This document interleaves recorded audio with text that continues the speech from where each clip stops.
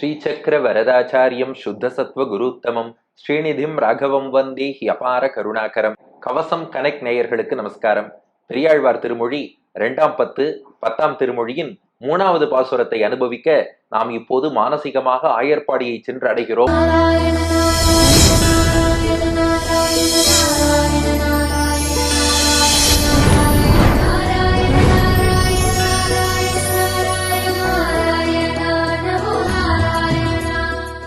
பெரியாழ்வார் யசோதையின் இல்லத்தின் வாசலிலே பல பல கோபிகைகள் கன்னி பெண்கள்லாம் வந்து சூழ்ந்திருந்து ஒத்தொத்தரும் கண்ணனை பற்றி புகார் சொல்லிக் கொண்டே இருக்கிறார்கள். அதுல முதல் பெண் என்ன சொன்னா, நானும் என்னுடைய தோழிகளும் யமுனை ஆற்றங்கரையில விளையாடிட்டு இருந்தோம், எங்க மேல சேத்த பூசி கண்ணன் விஷமம் பண்ணி எங்களுடைய ஆடை வளையல் எல்லாம் கொண்டு போயிட்டான்னா. சரி விசாரிக்கிறேன்னா பெரியாழ்வார் யசோதை. 2வது பெண் வந்தா, அவ சொன்னா நானும் என்னுடைய தோழிகளும் வேறொரு பொய்கையில ஏகாந்தமா தனிமேல உள்ள ஒரு குளத்துல நீராடலான்னு போனோம், எங்க ஆடையெல்லாம் எடுத்துட்டு குருத மரத்து மேல போய் உக்காந்து கை கூப்பினாதான் ஆடைய தருவேன்னு எங்க கிட்ட விஷமம் பண்ணா அப்படின்னு அவ சொன்னா. விசாரிக்கிறேன், சென்று வாருங்கள்னு பதில் சொல்லி அனுப்பிட்டா பெரியாழ்வார் யசோதை. இப்ப 3வது பெண் வந்திருக்கா. உனக்கு என்னமா பிரச்சனைன்னு கேட்டா, அதுக்கு அந்த பெண் சொல்றா, நான் ஒரு பொய்கை பக்கம் போனேன், இது இன்னொரு பொய்கையாம். இது எப்படிப்பட்ட பொய்கைனா தாமரைகள் பூத்திருக்கும் பொய்கை. இது யமுனா நதிக்கு ஒரு பிரான்ச்சாக கிளையாக இருக்கக்கூடிய பொய்கைன்னு நம்ம ஆச்சாரியர்கள் சொல்றா. அந்த பொய்கையில தான் காளியன் என்ற பாம்பு வசித்து வந்தது. இதுல ஒரு சின்ன வேறுபாடு பாருங்க. நம் புராணங்கள்ல எல்லாம் பார்த்தா யமுனா நதியிலேயே காளியன் வசித்தான், காளியன் காட் என்று குறிப்பிடப்பட்டிருக்கும். ஆனா ஆழ்வார்களின் பாசுரங்கள்ல பாருங்க, பொய்கை பொய்கை என்று அடிக்கடி வரும். திருமங்கை ஆழ்வாரும் விடந்தான் உடைய அரவம் வெறுவ செருவில் முனநாள் முன் தடன் தாமரை நீர் பொய்கை புக்கு மிக்க தாடாளன், அந்த ஒரு தாமரை பொய்கையில தான் காளியன் இருந்தான்னு சொல்லியிருக்கு. இதை எப்படி நாம சமர்த்திப்பதுன்னா, அதுக்குத்தான் பெரியோர்கள் வழி காமிச்சுட்டா. இந்த பொய்கைங்கிறது தனி பொய்கைன்னு நினைக்க வேண்டாம். அவ்வப்போது நதிகள் பாயக்கூடிய இடத்துல நதியிலேருந்து ஒரு சின்ன வடிகால் வாய்க்காலின் கனெக்ஷன்ல பொய்கைன்னு ஏற்பட்டு இருக்கும். அந்த பொய்கையும் நதியை சேர்ந்தது என்பதால் ரிஷிகள் யமுனா நதியிலேயே காளியன்றதான்னு சொல்லிட்டா. நம்ம ஆழ்வார்கள் அதை கொஞ்சம் ஸ்பெசிபிக்கா பொய்கைன்னு காட்டியிருக்கா. இதுக்குள்ள இன்னொரு நுட்பம் இருக்குன்னு நம் பெரியோர்கள் ரசிக்கிறார்கள். என்னன்னா, யமுனையில காளியன் விஷத்தை சுரந்தான்னு வச்சுக்கோங்களேன், அது ரன்னிங் வாட்டர், ஓடக்கூடிய தண்ணீர்ல அது அப்படியே அந்த விஷம் போயிடும்.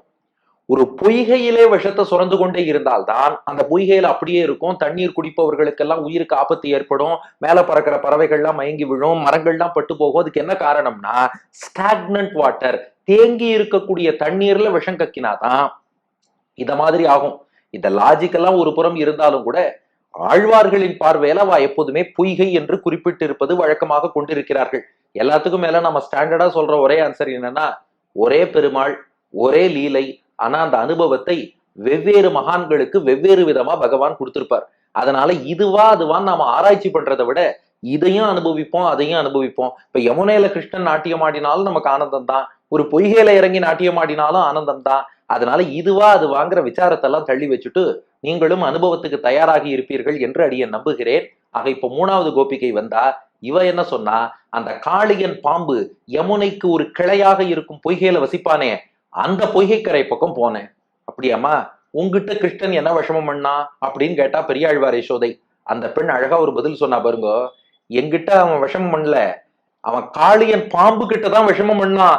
ஆனா அதை பார்த்ததும் என் உயிர் போகும் நிலை எனக்கு வந்து விட்டது. மத்தவாளுக்கும் இந்த பெண்ணுக்கும் வேறுபாடு பாருங்க. என்னோட புடவை போச்சு, என்னோட வளையல் போச்சு, என்னோட நகை போச்சுன்னு அவள்லாம் சொன்னா. இவ சொன்னா எனக்கு உயிரே போச்சுன்னா. என்னன்னு கேட்டா, அந்த விஷம் நிறைந்த பொய்கையில காளியன்கிற பாம்பு பிடிச்சு இழுத்து அது தலைமையில போய் நாட்டியம் ஆடினானே, இதை பார்த்துட்டு என்னால உயிரோட இருக்க முடியுமா? அந்த பாம்பால கண்ணனுக்கு ஏதாவது ஆபத்து ஏற்பட்டாலும் என்னால தாங்கிக்க முடியுமா? கிருஷ்ணனை ஒழுங்கா அவனை பார்த்து நன்னா இருக்க சொல்லுங்க. நான் எனக்கு நல்லது வேணும், அது வேணும், இது வேணும்னு நான் கேட்டுன்னு வரல. எனக்கு கிருஷ்ணன் நன்னா இருந்தா போறோம். தயவு செஞ்சு திரும்ப இந்த மாதிரி அந்த பாம்பு பக்கம் எல்லாம் போக வேண்டாம், அந்த பொய்கை பக்கம் எல்லாம் போக வேண்டாம். கொஞ்சம் சமத்தா அமைதியா இருக்க சொல்லுங்க. வெளியில போனா பலராமனோட போக சொல்லுங்க, நண்பர்களோட போக சொல்லுங்க. இப்படி எல்லாம் தனியா போய் எதுவும் பண்ணா இன்று முற்றும் நான் அதோட முடிஞ்சே போயிடுவேன், நான் செத்தே போயிடுவேன். எனக்கு உயிரே கிருஷ்ணன் தான். அந்த கிருஷ்ணனுக்கு ஒரு ஆபத்து வந்தால் என்னால் தாங்கிக் கொள்ள முடியுமா? உருகி உருகி அந்த பெண் சொல்வதுதான் 3வது பாசுரம். அப்ப முதல் 2 பாட்டுக்கும் இந்த பாட்டுக்கும் வித்தியாசம் புரியுறதா? அதுக்குத்தான் அப்படி வச்சார் பெரியாழ்வார். அவள்லாம் ஏன் புடவை போச்சு, ஏன் நகை போச்சு, ஏன் வஸ்திரம் போச்சு, இதெல்லாம் கேட்டுன்னு வந்தா. இந்த பெண் சொல்றா பாருங்க 3வது பாசுரம். தடம்படு தாமரை பொய்கை கலக்கி விடம்படு நாகத்தை வால் பற்றி ஈர்த்து படம்படு பைந்தலை மேல் எழ பாய்ந்திட்டு உடம்பை அசைத்தானால் இன்று முற்றும் உச்சியில் நின்றானால் இன்று முற்றும் தடம்படு தாமரை பொய்கை கலக்கி விடம்படு நாகத்தை வால்பற்றி ஈர்த்து படம்படு பைந்தலை மேலெழப் பாய்ந்திட்டு உடம்பை அசைத்தானால் இன்று முற்றும் உச்சியில் நின்றானால் இன்று முற்றும். அவன் என்ன பண்ணான் தெரியுமா?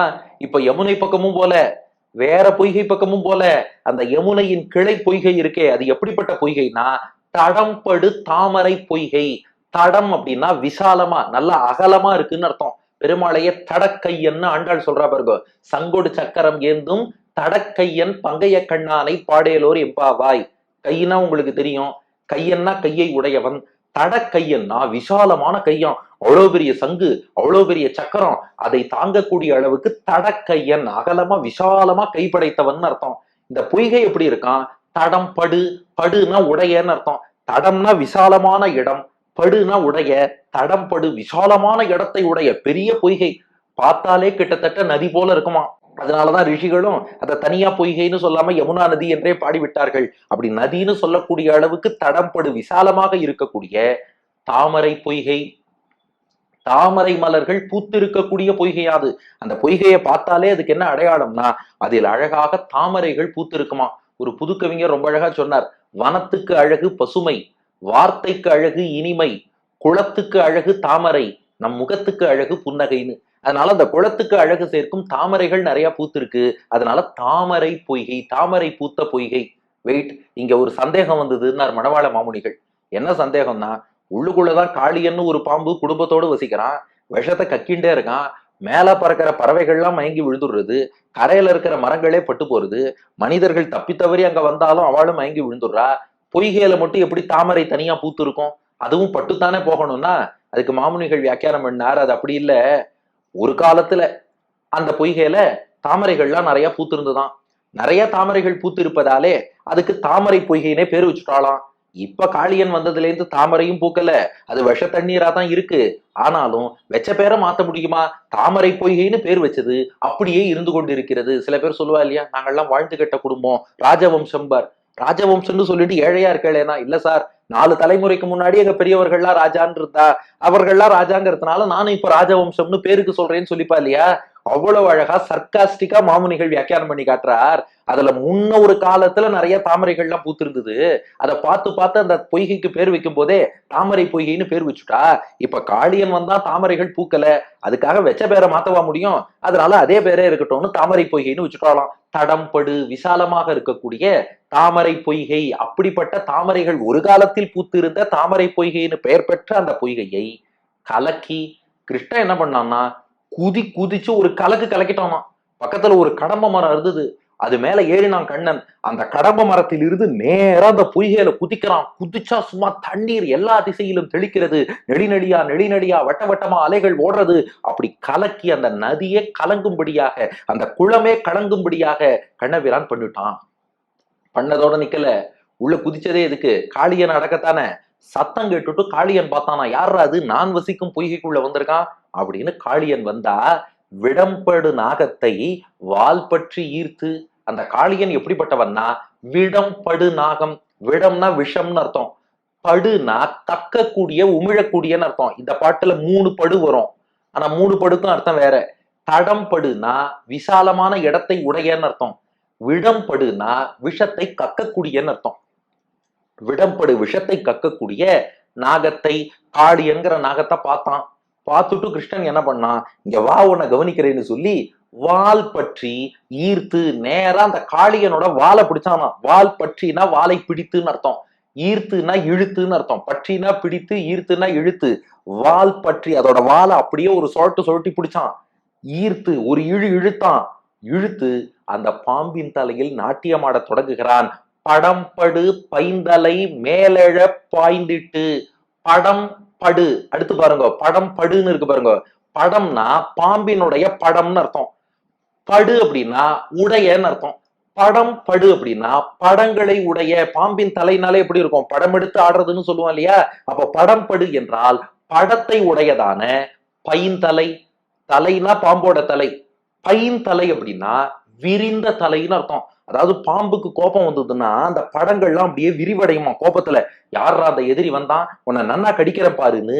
பைந்தலை, விரிவடைந்த தலைன்னு அர்த்தம். படம் படு பைந்தலை, படங்கள் நிறைய உடைய பைந்தலை, விரிந்த அந்த தலை. அந்த காளியன் என்பவன் 1000 தலை கொண்ட நாகம்னு சொல்றா. 5 தலை நாகம் என்றும் ஒரு சில நூல்கள்ல சொல்றா. இப்ப அது 5ஆ 1000ஆங்கிற விசாரம் ஒரு பக்கம் இருக்கட்டும், பல தலைகள் இருந்ததுங்கிறது புரியுது. அத்தனை தலைகளிலும் படம் எடுத்து ஆடி தலைகளை எல்லாம் விரித்து கொண்டு அந்த காளியன் மேலே வர, நம்ம கண்ணன் என்ன பண்ணானா, வால் பற்றி ஈர்த்து படம்படு பைந்தலை மேலெழ பாய்ந்திட்டு, அந்த தலை மேல், அந்த பாம்பினுடைய விரிந்த அந்த தலைகள் இருக்கு பாருங்க, அந்த தலை மேல், அந்த தலைகளுக்கு மேலே எழ பாய்ந்துட்டு. பாய்ந்துட்டு அப்படின்னா அந்த தலைகள் மீது கிருஷ்ணன் அப்படியே பாய்ந்து குதித்து நாட்டியமாட ஆரம்பிச்சானா. அதுவும் வெறும் பாய்ந்துட்டு இல்ல, எழ பாய்ந்துட்டு. இந்த பாட்டை நல்லா கவனிங்க, ஒவ்வொரு வார்த்தையும் ரொம்ப முக்கியமா போட்டிருக்கார் பெரியாழ்வார். படம்படு பைந்தலை, நிறைய படத்தை உடையதான விரிந்த தலைகளை கொண்ட அந்த காளியனுடைய தலை மேல், அந்த தலைக்கு மேலே பாய்ந்துட்டு, பாஞ்சு குதிச்சு இல்ல, தலைமேல் எழ பாய்ந்துட்டு. இந்த எழன்னா என்னன்னா, எழனா உமிழ்தல், கக்குதல்னு அர்த்தமா. எதை? விஷத்தை. எழ அப்படின்னா விஷத்தை கக்கும்படின்னு அர்த்தம். கிருஷ்ணன் மேல ஏறி அப்படியே நாட்டியம் ஆடுகிறானா, திருவடிகளை பதித்து பதித்து. இவன் ஆட ஆட ஆட ஆட காளியன் தன் விஷத்தை எல்லாம் கக்கி கக்கி கக்கி கக்கி எல்லா விஷத்தையும் இழந்து பல்ல பிடுங்கின பாம்புன்னு சொல்லுவோம் பாருங்க, அந்த நிலையை அடைகிறானா. அதான் எழ பாய்ந்துட்டு. எழன்னா மேல போறதுன்னு அர்த்தம் இல்ல, இங்க எழனா விஷத்தெல்லாம் வெளியில எடுத்துட்டான்னு அர்த்தம். அந்த விஷம் இருக்கும் தைரியத்துல தானே இவன் சுத்தி இருக்கிறவாளெல்லாம் படுத்தின்னு இருக்கான். அந்த விஷத்தை எல்லாம் கக்க வைக்கிறேன் என்று அவன் மீது பாய்ந்து உடம்பை அசைத்தானால் இன்று முற்றும். உடம்பை, அதாவது கண்ணபிரானுடைய திருமேனியை, தன் திருமேனியை அசைத்தானால். கிருஷ்ணன் லேசா அசைக்கத்தான் செஞ்சானா. அந்த பெண் எவ்வளவு அழகா வர்ணிச்சிருக்கா பாருங்க. அவன் நாட்டியம் எல்லாம் ஆடினானான்னு தெரியாது, உடம்பை அசைத்தானால், தன் திருமேனியை அசைச்சான். என்ன ஒண்ணுன்னா, நாமெல்லாம் நாட்டியம் ஆடினாலே உடம்பு அசைக்கிறாப்புல இருக்கும், கிருஷ்ணன் உடம்பு அசைச்சாலே நாட்டியம் ஆடுவது போல் இருக்கும். அப்படி ஒரு நாட்டியம் ஆடி காமிச்சானே, உடம்பை அசைத்தானால், தன்னுடைய திருமேனியை அசைத்து அசைத்து காளியன் தலையிலே நாட்டியம் ஆடினான். அப்படி ஆடியதால் இன்று முற்றும், ஐயோ நான் முடிஞ்சே போயிட்டேன்னா. பெரியாழ்வார் யசோதை கேட்டா, ஏமா கிருஷ்ணன் நல்லது தானே பண்ணியிருக்கான், நீ சொன்ன 4 வரியையும் நான் மீண்டும் மீண்டும் படிச்சு பாக்குறேன். தடம்படு தாமரை பொய்கை கலக்கி, ஆமா அந்த பொய்கையில அது கலங்கும்படியாக குதிச்சிருக்கான். விடம்படு நாகத்தை வால் பற்றி ஈர்த்து, காளியன் எல்லாரையும் படுத்தினா அவனை தண்டிக்கணும்னு நினைச்சிருக்கான், வாழை பிடிச்சி இழுத்திருக்கான். அடுத்து தண்டனை கொடுக்கணும், படம்படு பைந்தலை மேல் எழப்பாய்ந்திட்டு அவன் தலைகளுக்கு மேல பாஞ்சு குதிச்சான். உடம்பை அசைத்தானால், உடம்பு அசைச்சு நாட்டியம் ஆடி இருக்கான், நல்லா எல்லாரும் ரசிக்க வேண்டியதான். இதுல இன்று முற்றும்னு நீ வருத்தப்படுறதுக்கு என்னமா இருக்குன்னு கேட்டா, அந்த பெண் சொல்றா பாருங்க, அவளுக்கு யசோதையை விட கண்ணன் மீது பாசமா. அவ சொன்னா, நானா சொன்னப்போ இன்று முற்றும் அது எவ்வளவு கொடிய விஷமுள்ள பாம்பு, கண்ணன் தலைமையில ஏறி நாட்டியம் ஆடின்னு இருக்கான், எல்லாம் சரிதான். தப்பி தவறி அந்த பாம்பினுடைய ஒரே ஒரு பல் கண்ணன் திருமேனியில பட்டாலும் என்னால் தாங்கிக் கொள்ள முடியுமா? கண்ணனுடைய திருவடி 1000 முறை பாம்பின் தலையில படட்டும், அது எனக்கு ஆனந்தம் தான். ஆனா தப்பி தவறி ஒரே ஒரு பல் கண்ணன் மீது பட்டாலும் நம்மால் தாங்கிக் கொள்ள முடியுமா? சொல்றா இல்லையா, இந்த ஆர்மி போலீஸ் அவளுக்கெல்லாம் என்னன்னா, 1000 தீவிரவாத தாக்குதல் இருந்தாலும் எல்லாத்தையும் அவ தடுக்கிறது தான் அவ பணி. அதை பத்தி யாரும் பாராட்ட மாட்டார்கள். ஆனா தப்பித்தவரி அந்த 1000த்துல ஒரு தீவிரவாத தாக்குதல் நடந்துட்டா மட்டும் இது எப்படி நடந்ததுன்னு கொஸ்டின் பண்ணுவா. ஏன்னா அதன் பாதிப்பு அப்படி இருக்கு என்றெல்லாம் நாம் இன்னைக்கு நிறைய விவாதங்கள் பாக்குறோம். அது போல கண்ணன் மீதான தாக்குதல் 1000 தலைகளால கடிக்க வரான், கிருஷ்ணன் தப்பிச்சு நாட்டியம் ஆடுறாங்கிறது வேற விஷயம். ஆனா அந்த 1000த்துல ஒரு விஷப்பல் கண்ணன் மீது பட்டாலும் அதுக்கப்புறம் நம்மளால தாங்கிக்க முடியுமா? அதனாலதான் சொல்றேன், ஐயோ என்னால தாங்கிக்க முடியாது, இன்று முற்றும். கிருஷ்ணன் அதோட நிக்கல, அவன் உச்சி மேல வேற போய்த்தான் ஆடுவேங்கிறான். அது எதுக்கு? அவன் தலையில விஷம் கக்கின்னு இருக்கான், விஷப்பல் இருக்கு, நாக்க நீட்டுறான், எல்லாம் தெரியறதோ இல்லையோ. கிருஷ்ணனும் என்ன பண்றானா, உச்சியில் நின்றானால் இன்று முற்றும். உச்சியில், அந்த காளியனுடைய உச்சிக்கு மேல போய் நின்றானால், காளியன் உச்சிக்கு மேல் நின்று இன்னும் காளியன் அர்த்தன கிருஷ்ணன் சேவிக்கிறான் இல்லையா, அந்த காளியனுடைய உச்சந்தலைக்கு மேல போய் நின்னானா. அதுக்குள்ள ஒரு பெரிய தத்துவம் இருக்குன்னு ரொம்ப அழகா சுகபிரம்மம் பாகவதத்துல காட்டுறார். என்னன்னா, அந்த காளியனுடைய எந்தெந்த தலைகள்லாம் கண்ணனை வணங்க மாட்டேன்னு கர்வத்தோட தலை தூக்குறதோ அது மேல நின்று அதை அழுத்துறானோ. எந்தெந்த தலைகள்லாம் உன்னை பணியறேன்னு பணிஞ்சுடுறதோ, பணிஞ்சிட்டியா உன்னை மன்னிச்சு விட்டுடுறேன்னு விட்டுடுறானா. தலை தூக்கினா மிதிக்கிறான், தலை வணங்கினால் மன்னிச்சுடுறான், தூக்கினா மிதிக்கிறான், வணங்கினா மன்னிக்கிறான், தூக்கினா மிதிக்கிறான், வணங்கினா மன்னிக்கிறான். அப்ப எந்தெந்த தலையெல்லாம் உச்சத்துல இருக்கோ அங்க போய் தானே ஆடுவான். அதுதான் உச்சியில் நின்றானால். எந்தெந்த தலையெல்லாம் உச்சியில இருக்கோ அது மேல ஏறி போய் நின்றானால். ஐயோ, நின்னு இப்படி நாட்டியம் ஆடிட்டு வந்திருக்கானே, இன்று முற்றும். ஐயோ, இன்னையோட நான் முடிஞ்சே போயிட்டேன், என்ன ஆகுமோ ஏதாகுமோன்னு பயந்துட்டேன். ஏதோ கிருஷ்ணன் நாட்டியம் ஆடினான், பாதுகாப்பா திரும்பி வந்தாங்கிறது வேற விஷயம். ஆனா திரும்ப இப்படி ஒண்ணுன்னா, ஐயோ என்னால தாங்கிக்க முடியாதுமா, கண்ணனை தயவு செஞ்சு வீட்டுக்குள்ள பாதுகாப்பா வச்சுக்கோ, இப்படி எல்லாம் வெளியில போக சொல்லாத, ஒருவேளை போறான்னா பலராமனை கூட அழிச்சுட்டு போக சொல்லு, இப்படி எல்லாம் பண்ணா என்னால தாங்கிக்க முடியாதுன்னு கண்ணத்தோட சின்ன அந்த பெண் திரும்பி போயிட்டாலாம். தடம்படு தாமரை பொய்கை கலக்கி விடம்படு நாகத்தை வால் பற்றி ஈர்த்து படம்படு பைந்தலை மேல் எழ பாய்ந்திட்டு உடம்பை அசைத்தானால் இன்று முற்றும், உச்சியில் நின்றானால் இன்று முற்றும். தடம்படு தாமரை பொய்கை கலக்கி விடம்படு நாகத்தை வால்பற்றி ஈர்த்து படம்படு பைந்தலை மேலெழப் பாய்ந்திட்டு உடம்பை அசைத்தானால் இன்று முற்றும், உச்சியில் நின்றானால் இன்று முற்றும். விசாலமான தாமரை பொய்கையில அது கலங்கும்படியாக குதித்து விஷத்தை உமிழக்கூடிய நாகமான அந்த காளியன் அவன் வாழை பிடிச்சு இழுத்து அவனுடைய அந்த படங்களை உடைய விரிந்த தலைகள் மீது அவன் பாய்ந்து விஷத்தை கக்க வச்சு அவன் மீது நாட்டியம் ஆடினானே, அதை பார்த்ததுமே நான் செத்தே போயிட்டேன். அவன் அதுவும் உச்சி மேல போய் நின்று வேற ஆடினானே, அதை பார்த்ததும் நான் முடிந்தே போயிட்டேன். ஏன்னா ஒரு நல்ல சமதரைன்னு ஒரு ஸ்டேஜ் போட்டு அதுல டான்ஸ் ஆடுனாலே அதுலயே பல பேர் வழுக்கி விழறா, ஸ்டேஜ் உடையறதுங்கிறா, கால் உடையறதுங்கிறா, 1000 பிரச்சனை.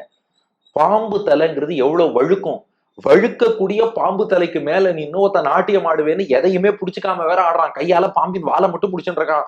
இவன் பாட்டுக்கு தையத்தக்கன்னு ஆடின்னு இருக்கானே, அவனுக்கு ஏதாவது ஆனா என்ன பண்ணுவேன், பார்த்து கொட்டு போராளாம். அடியன் வழங்கும் ஆங்கில வடிவம்.